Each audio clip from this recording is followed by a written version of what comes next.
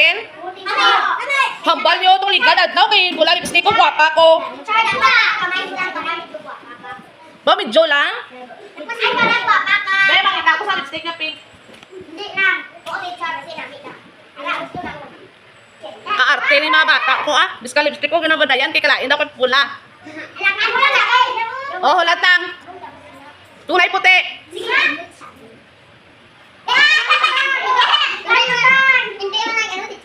Magic na, magic. Oh, okay na yan? Damo ng arte. Ano dyan, Michael? Anong ginabayaw? Okay, let us recite the days of the week. How many days? 7 days of the week. Gusto ko kusog. How about the months of the year?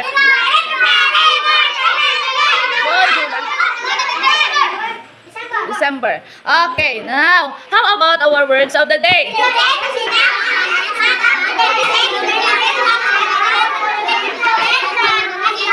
Prudent, masinop. Ano pa?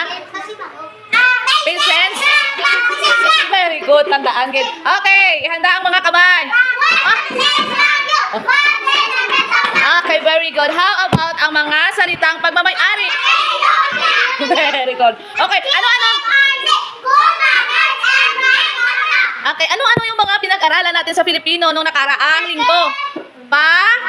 Patinik at? Malapatinik. Ano pa to? Katinik. Cluster. Ano pa? Cluster o kambal katinik. At isa pa. Atong may aw, ew. Ano to siya? Very good.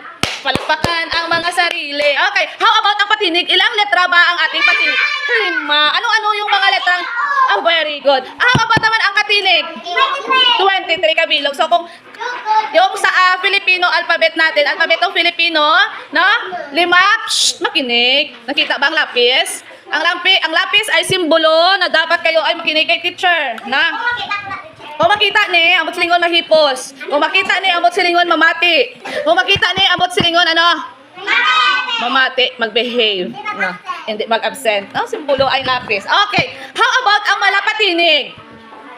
Ano ba ito malapatinig? Anong dalawang letra ng malapatinig? Anong Y? Okay, W and Y na letra na may tunog na? Bakit tinawag siyang malapatinig? Nga ano? Ew, ditunggo yan. Oh, ano? Bakit malapatinig ang tawag sa kanya? Pareha sila tunog ng patinig. Very good. Ito na ako.